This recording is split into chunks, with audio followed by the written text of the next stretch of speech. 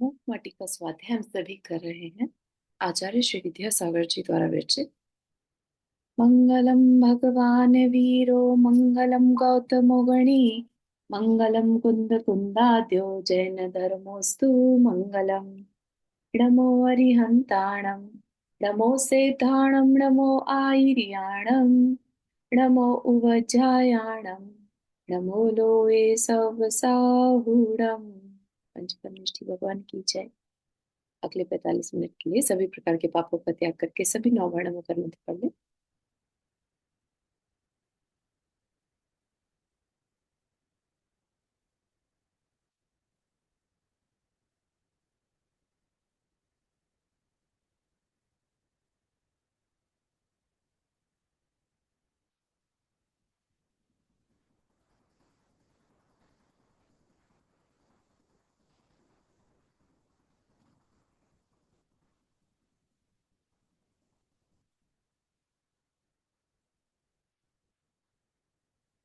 हम्म, तो यहाँ पर जो हमारी चर्चा चल रही थी वो हमने देखा कि अभी जो शिल्पी है, कुम्हार है, उसने घड़ा कलश बना दिया। ठीक है, कुंभ बना दिया तो घड़ा ही कहेंगे, राइट। बनाने के बाद उसने बड़े ध्यान से उसे चाक पर से उतारा और उसे सूखने के लिए रख दिया। ठीक है ना। अभी उसे पकाया नहीं है, सिर्फ सूखने रखा है ताकि मिट्टी थोड़ी सॉलिड हो जाए। ठीक है ना। और फिर उसको ठोक पीट कर उसने शेप दिया, कहीं से भी उसमें कोई खोट ना रहे। ठीक है।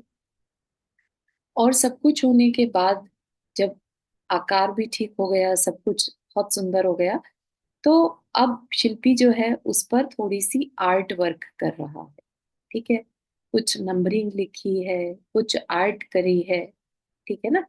तो उसी की चर्चा चल रही है। सबसे पहले 2 जगह लिखा था, 99 और 9। है ना। तो वो तो बहुत अच्छे।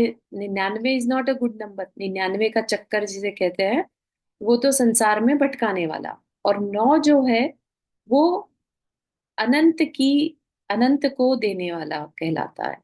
ठीक है। तो इसलिए दोनों को लिख दिया कि तुम चूज कर लो क्या चाहिए। तुम संसार चाहिए कि अपना मोक्ष चाहिए। ठीक। फिर साथ ही साथ और 2 नंबर लिख दिए, 63। ठीक है। और साथ में हमने देखा 63 का उल्टा 36। ठीक। तो 63 अगर कोई कहे तो बहुत अच्छा नंबर लगता है। 63 से हमें एकदम से 63 चलाका पुरुषों के बारे में याद आ जाता है। ठीक है ना। लेकिन अगर उसी को उल्टा कर दे, 36 कर दे, तो सभी ने सुना होगा 36 का आंकड़ा यानी एक दूसरे से बैर। ठीक है। तो 6 और 3 जब एक दूसरे के आमने सामने है, 63 है, तो बहुत अच्छा नंबर है।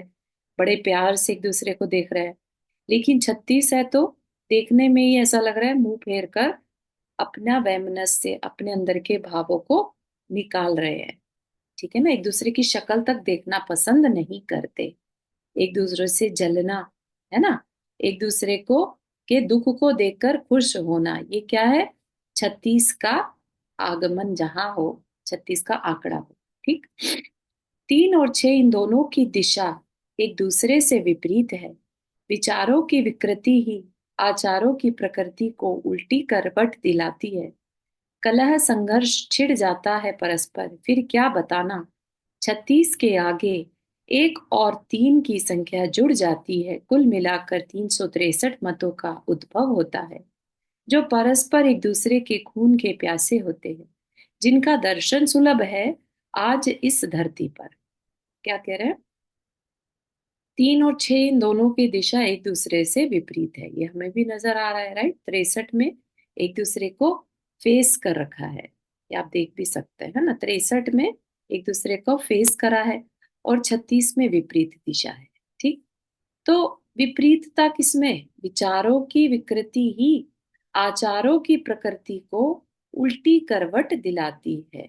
विचारों की विकृति मतलब हमारी सोच ही खराब हो जाए, है ना। सोच कब खराब होती है? जब हमारे अंदर कषाय भरी हो। हम किसी का अच्छा, किसी को बढ़ता हुआ नहीं देख सकते, क्योंकि हमारी मान कषा इतनी अधिक है कि हम चाहते हैं कि हम ही सबसे बेस्ट हो। ठीक है ना। ये क्या है? विचारों की विकृति। तो उससे क्या होगा?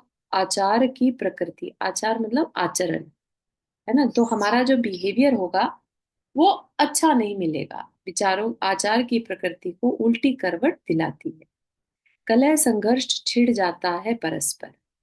जहां 36 है वहां पर झगड़ा होगा ही होगा, क्योंकि एक दूसरे को सहन नहीं कर सकते। फिर क्या बताना, है ना? सबको मालूम है 36 की बात। 36 के आगे एक और 3 की संख्या अगर जुड़ जाए तो क्या होगा? 363। 363। 363 क्या है? मत है। 363 मत, जो प्रचलित मत है ना? जिसमें कि मिथ्यात्व भी एक मत है। ठीक है ना? तो ऐसे 363 मत क्या कर रहे हैं?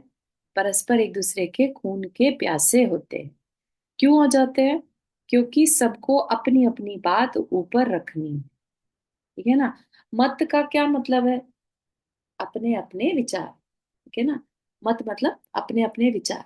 तो 363 मेन जो विचार हैं उनको मत कहा यहाँ पर। ठीक है? कि तुम मेरा ही सुनो, मेरा सबसे बेस्ट है। ठीक है? ऐसा करके 363 मत बन गए। और जो एक दूसरे के खून के प्यासे, क्योंकि सबको अपनी अपनी श्रद्धा सबसे बेस्ट लगती है, और कोई उसको अगर छेड़ दे, कुछ उसके बारे में नेगेटिव कह दे, तो अच्छा नहीं लगता। ठीक। फिर और क्या कर रखा था कुंभ पर? कुंभ पर हुआ वह सिंह और श्वान का चित्रण भी बिना बोले ही संदेश दे रहा है।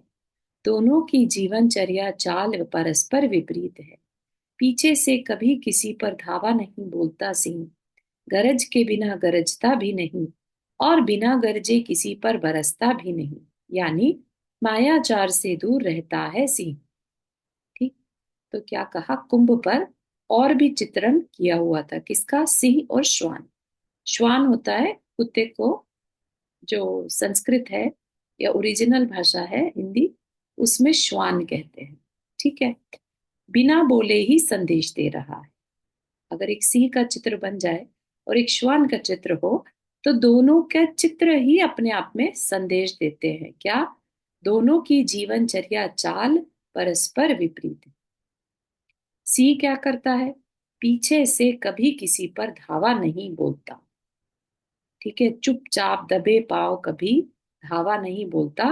गरज के बिना गरजता भी नहीं। जब उसे भूख लगी हो, कोई कारण हो, तभी गरजता है। वो बहुत दहाड़ लगाता है ना शेर। ठीक है? और बिना गरजे किसी पर बरसता भी नहीं।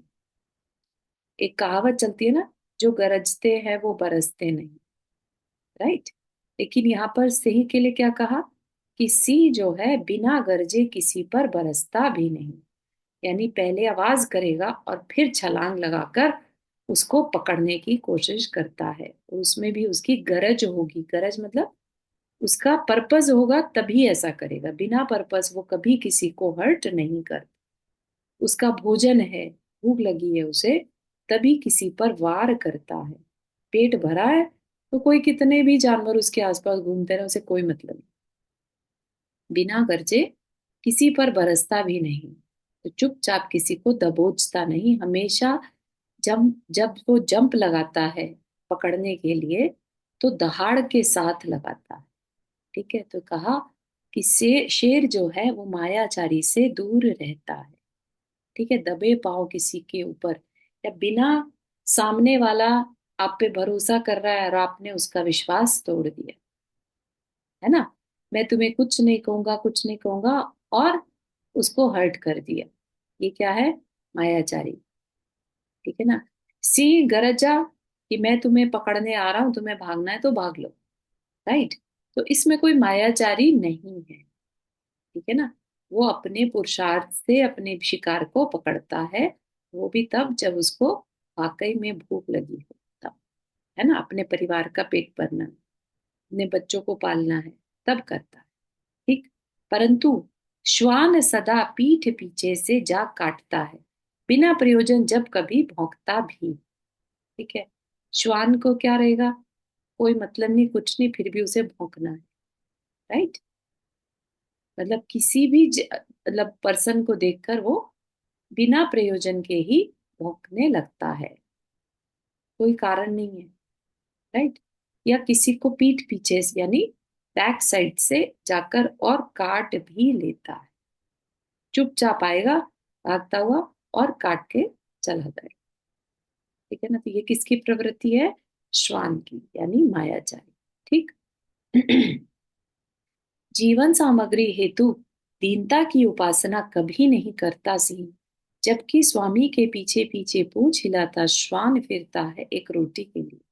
सिंह के गले में पट्टा बंध नहीं सकता, किसी कारणवश बंधन को प्राप्त हुआ सिंह पिंजड़े में भी बिना पट्टा ही घूमता रहता है। उस समय उसकी पूंछ ऊपर उठी तनी रहती है, अपने स्वतंत्रता स्वाभिमान को कभी किसी भांति आंच आने नहीं देता वह।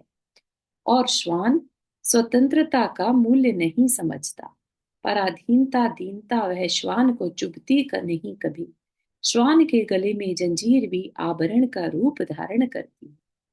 ठीक है, तो क्या बता रहे हैं, श्वान और सिंह का बड़ा सुंदर चित्रण किया है यहाँ पर आचार्य श्री ने।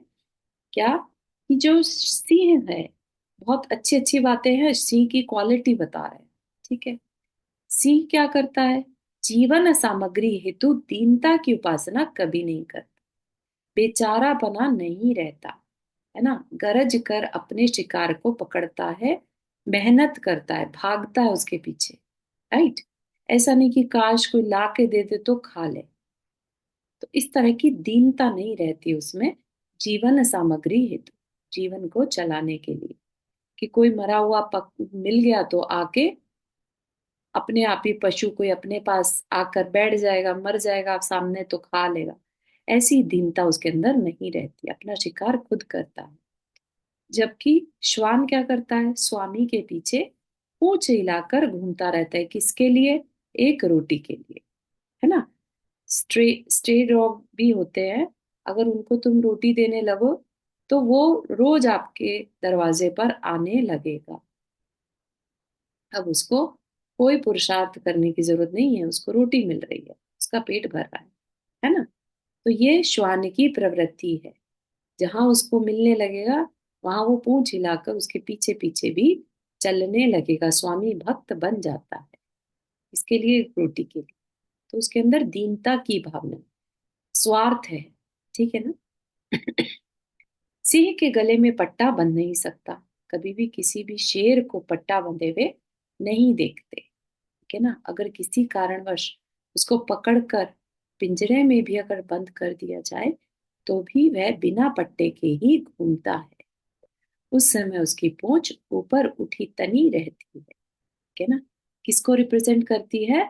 अपनी स्वतंत्रता स्वाभिमान को। ठीक है ना, किसी तरह से भी अपनी स्वतंत्रता को जितना बंद पड़ेगा, पिंजड़े में ही बंद कर दिया तो अलग बात है, लेकिन उसमें भी उसका एक एटीट्यूड रहता है, पोजीशन, उसका जो पोस्चर है वो दीनता वाला नहीं रहता, वो अपनी स्वतंत्रता को रिप्रेजेंट करता है, कभी किसी भांति आंच आने नहीं देता।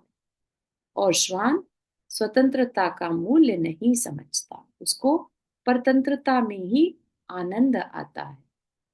ठीक है ना, उसको दीनता वह श्वान को चुभती नहीं कभी। श्वान के गले में जंजीर को भी क्या मानता है? पट्टे को क्या मानता है? बहुत आभरण जैसा। हम भी लोग क्या करते हैं ना, गले में अगर गोल्ड चेन पहनी है तो हम उसको एक कॉन्फिडेंस, एक ब्यूटी का प्रेजेंटेशन मानते हैं, राइट। अपने आप में गर्व महसूस करते हैं, जितना भारी सेट उतनी ज्यादा गर्व का अनुभव, राइट। लेकिन इन रियलिटी देखा जाए तो क्या है वो? सोने की चेन गले में पहन लेना, आभूषण पहन लेना और इतराना और घमंड महसूस करना, ये एक तरह की मूर्खता है ना। जबकि इन सब को छोड़कर, क्योंकि हमारा अभी क्या है, लोभ है, मोह है कि सोना अच्छी चीज है, ये क्या है? हमारी अज्ञानता है। क्या ऐसे ही श्वान की अज्ञानता क्या है? गले में पट्टा पड़ा है और वो उसको बिल्कुल आभरण जैसा मान रहा है, खुश हो रहा है कि मेरा स्वामी है, मेरा कोई स्वामी है ना। अपने आप में अच्छा महसूस करता है। श्वान जाति का एक और अति निंद कर्म है कि जब क्षुधा से पीड़ित हो खाद्य नहीं मिलने से मल पर भी मुंह मारता है वह, और जब मल नहीं मिलता तो अपनी संतान को भी खा जाता है। ठीक है ना, मीनिंग बहुत इजीली समझ में आ ही रहा होगा कि और भी जो कमियां बताई जा रही है श्वान जाति की, कि भूख, अगर भोजन अपने मतलब का ना, मतलब भूख लग रही है ना, और मालिक ने दिया नहीं कुछ भी, लेट से मालिक बाहर चला गया कहीं, भूल गया, या स्ट्रे डॉग है, भूख से पीड़ित होगा, तो अगर उसको उसके हिसाब का भोजन नहीं भी मिला तो मल पर भी मुंह मारने से पीछे नहीं हटता। ठीक है ना, कचरे में भी मुंह मारते हुए पाए जाते हैं जो स्ट्रे डॉग्स हैं, राइट। और जब मल भी नहीं मिलता तो अपनी क्षुधा को मिटाने के लिए अपने ही बच्चे को भी खा जाता। ये उसका इतना निंद कर्म, ये उसकी जाति की एक पहचान है। राइट। इस तरह की जाति श्वान की जाति। शेर मरता मर जाएगा लेकिन कभी मल में मुंह डालता हुआ नहीं पाया जाए। ठीक है ना, कभी डॉक्यूमेंट्री मिले तो देखना, शेर का शिकार किस तरह से होता है, एलिगेंसी के साथ करता है। ठीक है ना, किंतु सुनो, भूख मिटाने हेतु सिंह विष्टा का सेवन नहीं करता, न ही अपने सद्यजात शिशु का भक्षण। ठीक है ना, तो ये एक तरह की प्रेजेंट किया गया कि कभी गिरना पड़े, भूख से विचलित हो तो अपनी जाति का ध्यान रखना। ठीक है ना, अपने जाति से रिलेटेड किस तरह का बिहेवियर करना, तो हम कौन सी जाति से बिलोंग करते हैं ये भी ध्यान रखना। ठीक है ना, तो कहते हैं ना सारे तीर्थंकर क्षत्रिय थे, राइट। क्षत्रिय क्या करते हैं, एक एलिगेंसी है, एटीट्यूड है उनमें, राइट, दूसरे की रक्षा के भाव रहता है। ठीक है ना, और अपने अंदर भी दीनता नहीं आने देते। ठीक है ना, कभी शत्रु के आगे अगर जाना भी पड़ जाए तो अपना स्वाभिमान साथ जाता है। ठीक है, वहीं एक और चित्र बना था, क्या था, कुंभ पर कछुए और खरगोश का चित्र। साधक को साधना की विधि बता सचेत करा रहा था। कछुआ धीमी अपनी चाल चलता समय के भीतर लक्ष्य तक जा चुका है, और खरगोश धावमान होकर भी बहुत पीछे रह चुका है। कारण विदित ही है, एक की गति अविरल थी, एक ने पथ में निद्रा ली थी। प्रमाद पथिक का परम शत्रु है, अब दर्शक को दर्शन होता है। कितना सुंदर चित्र। कभी आप सोच सकते थे खरगोश और कछुए को देखकर भी साधक की साधना याद आ जाए। उस कहानी से सबने कहानी याद करी होगी अपनी, बचपन में पढ़ी होगी कछुए और खरगोश की। कछुआ तो धीमी चाल से, slow and study wins the race, है ना, और खरगोश बहुत तेजी से भागता है और भागते भागते सोचता है अरे कछुआ तो आ जाएगा, रेस ही तो है, मैं तो भाग के फटाफट से और जो विनिंग लाइन है वहां पे पहुंच जाऊंगा, है ना। और ऐसा होने से खरगोश एटीट्यूड में, अपने अहंकार में जाकर बीच में सो जाता है। कछुआ चलता चलता चलता चलता देखता है खरगोश सोया है, और अपना जो लक्ष्य है उस तक अपनी गति, सेम गति से चलता रहता है और पहुंच जाता है। ठीक है ना, तो वही बात साधक को साधना की विधि बताकर क्या कर रहा है, सचेत कर रहा है। किस लिए सचेत, कैसे सचेत कर रहा है, एक तो लक्ष्य को याद रखना, कभी भी लक्ष्य को नहीं भूलना, और लक्ष्य को जब तक ना पहुंच जाओ तब तक आराम नहीं करना। एक बार पहले भी देखा था ना हमने, जब कुंभ शिल्पी ने माटी को रौंदना शुरू किया, है ना, पैरों से, राइट, पैर चलने शुरू हुए तो क्या अंदर में भाव आ रहा था शिल्पी का, अब चलते जाना है, रुकना नहीं है जब तक कि लक्ष्य को ना पाले। तो शिल्पी खुद अंदर से इतना सचेत है लक्ष्य के लिए। उसका भी लक्ष्य क्या है, एक सुंदर कुंभ का निर्माण करना। तो इसीलिए उसने कछुए खरगोश को बताकर बनाकर चित्रण करके ये बताने का प्रयत्न किया कि लक्ष्य को मत भूलना, तब तक मत रुकना जब तक कि लक्ष्य को पा ना लो। खरगोश बहुत भागकर भी पीछे रह गया, तेज भागकर भी, है ना, धावमान मतलब तेज भागने वाला। राइट। लेकिन एक समान, भले ही स्लो चलो, साधना के मार्ग में भी भले ही स्लो चलो, लेकिन परसिस्टेंस जरूरी है। परसिवरेंस कहते हैं ना जिसे, एक स्पीड जो है वो थमनी नहीं चाहिए, जितनी भी चलो, लेकिन एक्सट्रीम भी ना हो, लेकिन और ऐसी भी ना हो जो तुम्हें बीच में ही थका दे। राइट। तो प्रमाद क्या है? पथिक का परम शत्रु। प्रमाद के बारे में हम सबने पढ़ा है। राइट। इवन एक मुनि महाराज के लिए प्रमाद उन्हें छठे गुण स्थान में रोके रखता है। जबकि श्रेणी आरोहण कब से होता है? अप्रमत्त अवस्था में, प्रमाद रहित अवस्था में। ठीक है ना। तो प्रमाद क्या हो गया? एक साधक का, मोक्ष मार्गी जो प्रतीक है, उसका भी सबसे परम शत्रु है ना। प्रमाद तब इसे कहते हैं, प्रमाद जो आध्यात्म है या पथिक के लिए प्रमाद कब है? जब जो कल्याणकारी चीज है उसका अनादर हो जाना। कुशलेषु अनादर प्रमाद। ये डेफिनेशन दी गई है। ठीक है ना। कुशल चीज का, जो आत्मा के लिए कुशल का कार्य करे, उसमें अनादर करना, उसका आदर नहीं करना। अनादर कब होगा? कोई काम हम किसी चीज की डिसरिस्पेक्ट करें, तो हम डिसरिस्पेक्ट कैसे करते हैं आत्मा का? आत्मा का ध्यान नहीं रखना, है ना। दिन भर में 24 घंटे हम किसका ध्यान रखते हैं? शरीर का ध्यान रखते हैं। राइट। हम आत्मा का ध्यान रखते हैं क्या? तो हम सब क्या हैं? प्रमादी हैं। हम सब के अंदर कुछ लेशु अनादर है, अपनी आत्मा के कुशल मंगल के लिए अनादर है। तो हम सब क्या है? प्रमादी। ठीक है ना। लेकिन हम ऐसे प्रमादी हैं कि हमारी अभी यात्रा भी शुरू नहीं हुई, तो हम तो पथिक की कैटेगरी में भी नहीं आते। राइट। मुनि महाराज एक बार को पथिक तो हैं, कभी तो ऐसा मोमेंट आता है ना उनके पास कि अब मैं प्रमाद इस समय पर नहीं करूं। जब सामायिक कर रहे हैं, ध्यान की अवस्था है, एटलीस्ट उस समय वो प्रमाद में नहीं रहते। इसीलिए मुनिराज छठे सातवें गुण स्थान में झूलते हैं। ठीक है ना। और हम सब क्या हैं? परम प्रमादी हैं। ठीक।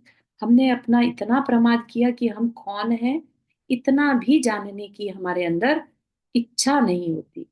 क्यूरोसिटी होगी तो जानने के लिए मेहनत करनी पड़ेगी, पढ़ना पड़ेगा, समझना पड़ेगा, चिंतन करना पड़ेगा, है ना। कभी भी अपने को जानना हो तो खुद से जानना होता है। कोई आके तो आपको कह दे आप जीव हो, आप सोल हो, है ना, वो बात जानने की बात नहीं होती। जानना कब कहलाता है? जब वास्तव में वो आपके अनुभव में, आपके भाव में आ जाए, बोध में आ जाए कि हाँ अच्छा ऐसा, मैं ऐसा हूं। ठीक है ना। वो तब तक, जब तक मैं ऐसा हूं, ऐसा कॉन्फिडेंस, दृढ़ता नहीं आती, तब तक नहीं कह सकते कि मैं ऐसा हूं। किसी के कह के चले जाने से मैं ऐसा हूं नहीं कह सकते। ठीक है। तो हम सब प्रमादी हैं, ये बात भी हमारे जहन में या क्लैरिटी मतलब एक्सेप्टेंस में एटलीस्ट होनी चाहिए। हम उसको अ, ऐसे अपने बुरा ना माने इस चीज के लिए। अगर हम कहें अब हम प्रमादी हैं, तो उसको बुरा नहीं माने, बल्कि उसको पॉजिटिव सेंस में लेकर कि अरे हमें कुछ करना चाहिए अपने लिए, और कुछ नहीं तो एटलीस्ट मैं कौन हूं, ये क्यूरोसिटी या क्वेश्चन अंदर में रेज होना चाहिए, है ना। आंसर कब मिलेगा, कैसे मिलेगा, ये अलग बात है। राइट। इतना पुरुषार्थ तो हो कि हम अपनी पहचान करें। ठीक है। फिर और बता रहे हैं, कुंभकार ने कुंभ के मुखमंडल पर 2 अक्षर लिख दिए। क्या? ही और भी। लुक्स लाइक जो शिल्पी है वो काफी चिंतनशील है ना। और वो चाहता है बाकी भी उसकी बातों से, है ना। पहले भी उसने क्या लिख दिया था, 99 और 9, राइट, 63 और 36, क्या करना क्या नहीं करना। अब वो क्या लिख रहा है, ही और भी। दो ही अक्षर लिखने से सारी जो दर्शन है वो क्लैरिटी आ जाती है, ठीक है ना। ये दो ही अक्षर क्या करते हैं, ये दोनों बीजाक्षर हैं, अपने अपने दर्शन का प्रतिनिधित्व करते हैं। दर्शन मतलब फिलॉसफी, अपने अपने विचार। ही एकांतवाद का समर्थक है, भी अनेकांतवाद, अनेकांत स्यादवाद का प्रतीक, ठीक है। अगर मैं कहूं कि मैं स्त्री ही हूं या मदर ही हूं, तो वो क्या होगा, एक पक्ष होगा, मेरी एक पहचान होगी। अगर कोई मुझे पूरी तरह से जानना चाहेगा तो अलग अलग तरीके से, अलग अलग दृष्टियों से देखेगा, है ना। मैं किसी की बेटी भी हूँ, किसी की बहन भी हूँ, किसी की पत्नी भी हूँ, किसी की मदर भी हूँ, किसी की मित्र भी हूँ, है ना, किसी की शिष्य भी हूँ, राइट। तो कितनी पहचाने हैं, लेकिन अगर मैं उनमें से कोई एक पहचान लेकर कहूँ कि मैं ये ही हूँ, तो फिर क्या हो गया, मैंने कभी अपने आप को पूरी तरह से नहीं पहचाना। पूरी तरह से नहीं पहचान कर किसी एक पहचान पर अटक जाना, उसको क्या कहा, एकांतवाद। एक को ही कहना, एक ही सही है, ठीक है ना। तो एकांतवाद से कभी कल्याण नहीं हो सकता, क्योंकि वस्तु हमेशा अनेक धर्म वाली है। अनेक धर्म मतलब अनेक क्वालिटीज हैं, अनेक पहचाने हैं, ठीक है ना। किसी भी चीज की कह लीजिए, पेपर की कह लीजिए, है ना। पेपर आप किसी भी दृष्टि से, अलग अलग दृष्टि से देख सकते हैं उसकी पहचाने, कितना मोटा है, कितना पतला है, कितना बड़ा है, राइट, उस पे क्या लिखा है, उसकी क्वालिटी क्या है, किस चीज का बना है, अलग अलग तरीकों का बना हो सकता है। तो हर चीज, हर वस्तु के अनेक धर्म हैं। तो अनेक धर्म होने के कारण उसके साथ भी कहना इम्पोर्टेंट होगा, अनिवार्य होगा। तभी हम उसको पूरी तरह से पहचान पाएंगे, नहीं तो हम कभी भी किसी चीज को पूरी तरह से नहीं पहचान सकेंगे और ही कहकर झगड़ा करते रहेंगे, नहीं ये तो ऐसा ही है ना। हर झगड़ा तभी होता है जब हम अपनी बात को कहें नहीं ये ऐसा ही है ना। दूसरा पर्सन कह रहा है नहीं ये ऐसा ही है, दोनों अपनी अपनी बातों को लेकर अड़े हुए हैं, तो झगड़ा होगा, राइट। और अगर ये कहेंगे नहीं ऐसा भी है, तुम्हारे पर्सपेक्टिव से जो तुम कह रहे हो ना वो भी सही है, मैंने जो कहा मेरे पर्सपेक्टिव से देखो तो ऐसा भी पॉसिबल है ना। तो झगड़े की कोई चांस ही नहीं, ठीक है। तो ये जैन धर्म की सबसे बड़ी जो एक पूरे संपूर्ण विश्व में जो उसको एक यूनिक क्वालिटी है, अनेकांत, ठीक है। हर वस्तु के अनेक धर्म है, वही अनेकांत है, ठीक है। और उसको कहने की जो शैली होती है, जो पर्सपेक्टिव है, जो बोलने का तरीका है, वो स्यादवाद, ठीक है। स्यादवाद कहने का तरीका। हम ही सब कुछ है यूं कहता है ही सदा, तुम तो तुच्छ कुछ नहीं हो, और भी का कहना है कि हम भी हैं तुम भी हो सब कुछ, ठीक है। तो ही क्या कहता है कि तुम तो कुछ नहीं हो, जो हूं मैं ही हूं, मैं ही जो कह रहा हूं वही सब कुछ सही है ना। इसी बात को लेकर इवन धर्मों में अलग अलग धर्म के विद इन एक धर्म के अंदर भी अलग अलग मत बन जाते हैं। अगर आप कहें कि फलाना धर्म, हाँ, उनके पर्सपेक्टिव से वो जो कह रहे हैं उनकी सोच के हिसाब से वो सही है ना। जरूरी नहीं है उनकी सोच हमें भी माननी है, उनका एक पर्सपेक्टिव है, वो उसको मान रहे हैं, राइट। तो भी क्या कहता है, हम भी हैं तुम भी हो सब कुछ, तुम अपनी जगह ठीक, हम अपनी जगह ठीक। ठीक है ना। झगड़े का कोई कारण नहीं। ही देखता है हीन दृष्टि से पर को, भी देखता है समीचीन दृष्टि से सबको। ही वस्तु की शक्ल को ही पकड़ता है, भी वस्तु के भीतरी भाग को भी छूता है। ही देखता है हीन दृष्टि से पर, है ना। अगर हम अपने ही पॉइंट ऑफ व्यू को सही प्रेजेंट करना चाहेंगे तो हमें दूसरे में कमी दिखानी ही पड़ेगी कि देखो मैं ही सही हूँ। अगर मैं सही हूं तो इसका मतलब दूसरा गलत है, राइट।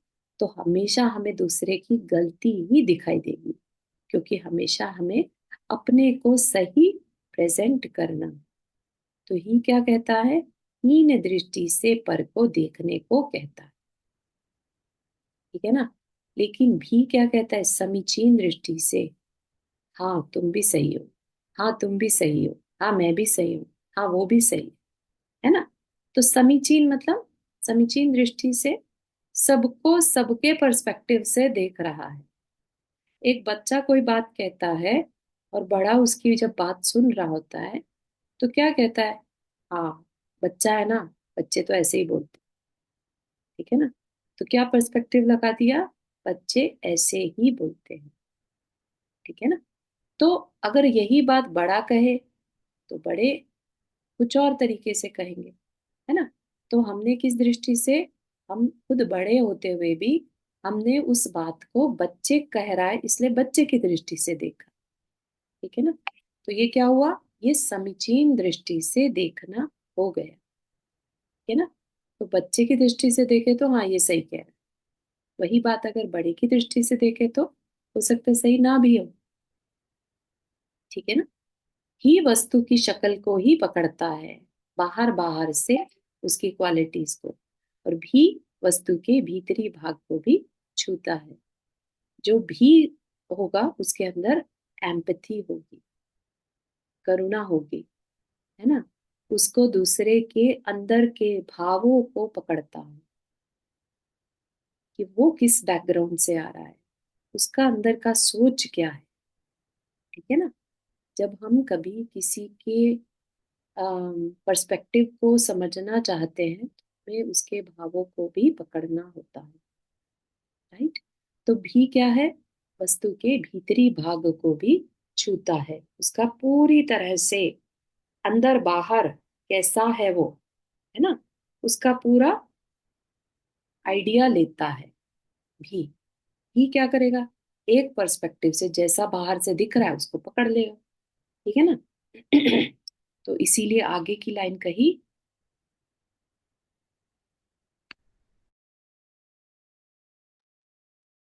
ही पश्चिमी सभ्यता है, भी है भारतीय संस्कृति भाग्य विधाता। रावण था ही का उपासक, राम के भीतर भी बैठा था।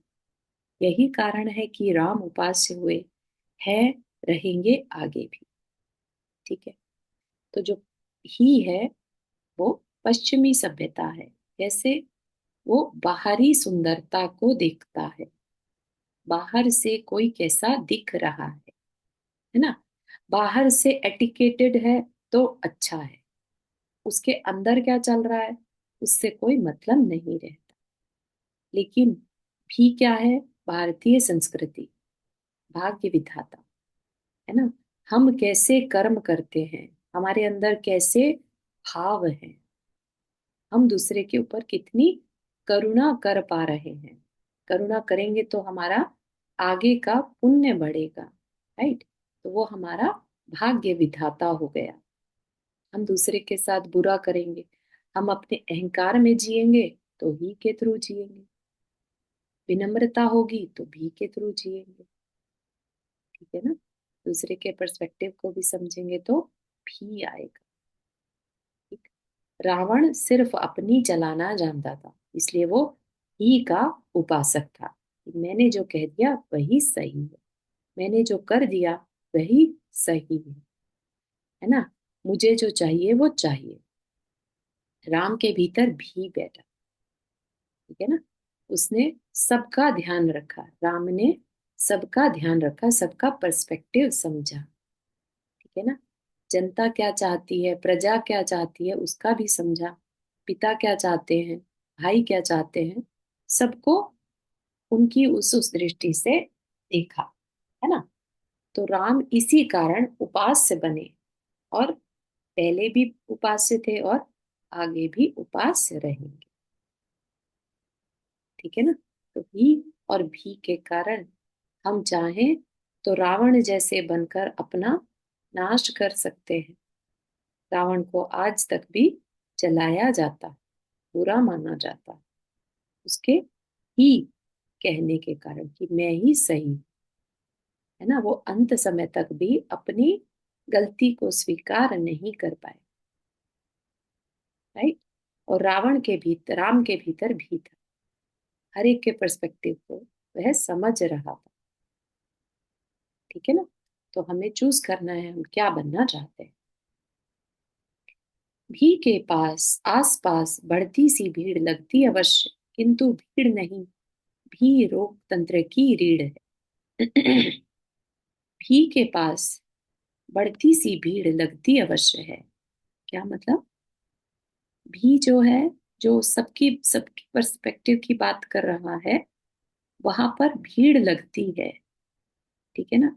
कि हाँ ये अम, सही कह रहा है। जहां पर भी है वहां पर ब्रॉड माइंडेडनेस है ना।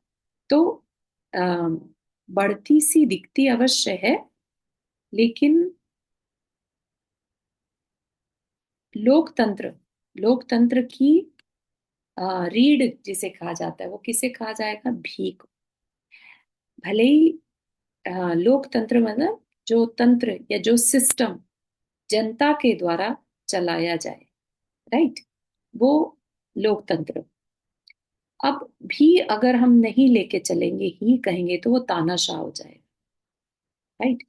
मेरी ही बात मानो, वो क्या हो गया, तानाशाही हो गई। राइट।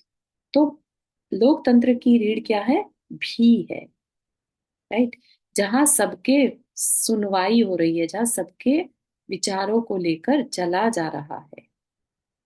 तो कह रहे हैं, लोक में लोकतंत्र की नीड़ तब तक सुरक्षित रहेगी जब तक भी श्वास लेता रहेगा। भी से स्वच्छंदता मदानता मिटती है, स्वतंत्रता के स्वप्न साकार होते हैं। सदविचार सदाचार के बीच भी में है, ही में नहीं। क्या कहा, लोक में लोकतंत्र की नीड़ तब तक सुरक्षित होगी। लोक में लोकतंत्र की नीड़ मतलब अ, उसका घोंसला कह लीजिए, उसका उसका एग्जिस्टेंस तब तक सही माना जाएगा जब तक कि भी है। राइट। जहां ही आ जाएगा वहां पर भी नहीं रहेगा। स्वच्छंदता अहंकारता जहां पर है, वहां पर भी नहीं हो सकता। अहंकारिता, है ना। स्वच्छंदता मतलब मैंने जो करा वो सही, स्वच्छंद। ठीक है ना। स्वतंत्रता अच्छी चीज है, स्वच्छंदता अच्छा नहीं कहा जाता। ठीक है। तो ये बात समझने की है।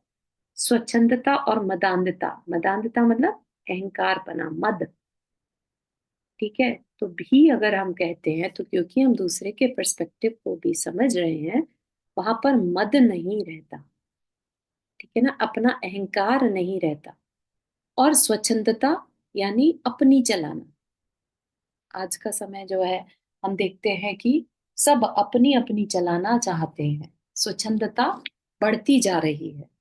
तो इसलिए लोक में, समाज में कंट्रोल जो कह लीजिए वो खत्म होता जा रहा है। एक समाज में अपने परिवार, एक मिलजुल के जो चलना था, है ना, आपस की एक सुरक्षा थी, वो सब खत्म हो रही है। सब स्वच्छंद रहना चाहते हैं, तो असुरक्षा भी बढ़ रही है। ठीक है ना। स्वतंत्रता के स्वप्न साकार होते हैं सदविचार सदाचार के बीच, कहाँ पर, भी में। ठीक है। सदविचार होगा, सदाचार होगा, भी में हम दूसरे को भी स्वतंत्रता देते हैं कि हाँ तुम्हारा पर्सपेक्टिव भी सही है। अगर कोई कहे मैं ही सही हूँ, तुम सही नहीं हो, तो वहां पर स्वतंत्रता भी नहीं है, है ना। सदविचार तब पॉसिबल है भी के केस में जब हम दूसरे के पॉइंट ऑफ व्यू को भी समझ रहे हैं, उससे हमारा भी विजन ब्रॉड हो रहा है, हमें एक नया पर्सपेक्टिव मिल रहा है समझने का, तो हमारा भी विजन ब्रॉड होगा, है ना। हमें दूसरे की तकलीफ समझ में आ रही है, तो वहां पर सदाचार भी होगा। ये सब पॉसिबिलिटी भी में है, ही में नहीं। प्रभु से प्रार्थना है कि ही से हीन हो जगत यह, अभी हो या कभी हो, भी से भेंट सभी को हो। बहुत अच्छी भावना यहाँ पर जो लेखक है वो कर रहे हैं कि संसार के सभी प्राणी ही से दूर रहें और भी से मुलाकात करें। मुलाकात करें मतलब भी की वैल्यू को समझें, अनेकांतवाद को समझें। ठीक है ना। ऐसा मत समझिए कि हम जैन दर्शन जैन कुल में पैदा हो गए तो हम भी को समझते हैं। अगर हम जैन कुल में पैदा होने के बाद भी, है ना, और अपनी ही बात को मनवाना चाहें, अपनी ही बात को ऊपर रखना चाहें, तो हम, हमारे अंदर करुणा नहीं है, हमारे अंदर अनेकांतपना नहीं। ठीक है। हमारा कल्याण नहीं हो सकता, क्योंकि मोक्ष मार्ग अनेकांतवाद के बिना नहीं चल सकता। हम नयों के बिना शास्त्र को नहीं समझ सकते, क्योंकि जो जीव तत्व है वो हमें दिखाई नहीं देता। अगर उसमें पर्सपेक्टिव नहीं लगाएंगे, दृष्टियां नहीं लगाएंगे, तो हम उस जीव को कभी समझ नहीं पाएंगे। ठीक है ना। तो उसके लिए ओपननेस होनी जरूरी है। सामने वाला अपनी बात को किन भावों से प्रेजेंट कर रहा है, उन भावों को पकड़ने के लिए भी जरूरी है। नहीं तो हम चाहें तो प्रथमानुयोग, कर्णानुयोग, द्रव्यानुयोग, है ना, इनमें भी लड़ना झगड़ना कर सकते हैं। कोई कहे कि प्रथमानुयोग से सम्यक दर्शन होता है, कोई कहेगा ऐसे कैसे हो सकता है, ये कोई बात है, इट्स पॉसिबल ही नहीं है ना। सम्यक दर्शन तो सिर्फ और सिर्फ द्रव्यानुयोग से ही होता है ना। तो इस तरीके से भी लड़ाई की जा सकती है, लेकिन हम कहें कि नहीं, प्रथमानुयोग से भी हो सकता है, कर्णानुयोग से भी, सब अपने अपने पर्सपेक्टिव से पॉसिबल हो सकता है। ठीक है। तो भी की वैल्यू इतनी ज्यादा है। यहाँ पर वो जो लेखक हैं, आचार्य हैं, वो कह रहे हैं प्रभु से यही प्रार्थना है कि हीन से हीन हो जगत, ही से हीन हो और भी से भेंट हो, मुलाकात हो सभी की। ठीक है ना। तो आज के लिए अपन यहीं तक रखेंगे। बहुत सुंदर चर्चा यहाँ पर खत्म हो रही है, ही और भी की, स्यादवाद की और ही पने की, जो लड़ने झगड़ने का कारण है ना। पहले ही बता दिया, लड़ने झगड़ने का एक कारण और भी है, जहां हम दूसरे की अच्छाई को सहन नहीं कर पाते, दूसरे से ईर्ष्या करते। राइट। और अब दूसरा कारण ये बता दिया, ही और भी का। ठीक है ना। तो बहुत सारे हमें जीवन के रहस्य, हमने जिया तो बहुत है, हम कह लें हमें बहुत ज्ञान है ना, लेकिन हमने कभी जीवन को इस तरीके से आध्यात्म से जोड़कर नहीं देखा होगा। राइट। तो वो दृष्टियां हमें इस मुखपाटी काव्य से मिल रही। ठीक है। यहाँ तक कि किसी को कोई प्रश्न या कुछ शेयर करना?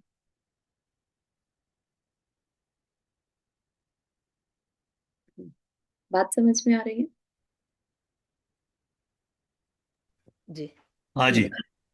अभी तक ही और हमने भी तो के। नहीं ना अभी तक का कुछ, अगर पूछा जाए कभी टेस्ट हो गया तो हम्म, आप बता पाएंगे ना कि हमने पढ़ा क्या आज तक बुक या में। ही और भी में इतना डिटेल में कभी सोचा ही नहीं था। हर एक चीज के बारे में हाँ कभी सोचा बहुत ही नहीं था, बहुत। हाँ राइट। है ना। कि इवन खरगोश और कछुए की जो कहानी है ना, उसको हम अध्यात्म में भी लगा सकते हैं, है ना? ये भी कभी सोचा नहीं। अच्छा, चलिए। ऊंच विचार, बहुत ऊंच विचार है। बहुत अच्छे, बिल्कुल अवेयरनेस है ना। हम्म। चलिए, जिनवानी स्तुति। जवानी के ज्ञान से सूझे लो कालो, सोवानी मस्तक धरो सदा दे तो दो। हे जिनवानी भारती तो ही जपो दिन रैन, जो तेरा शरण आ गए सो पावे सुख चैन। नौ पढ़।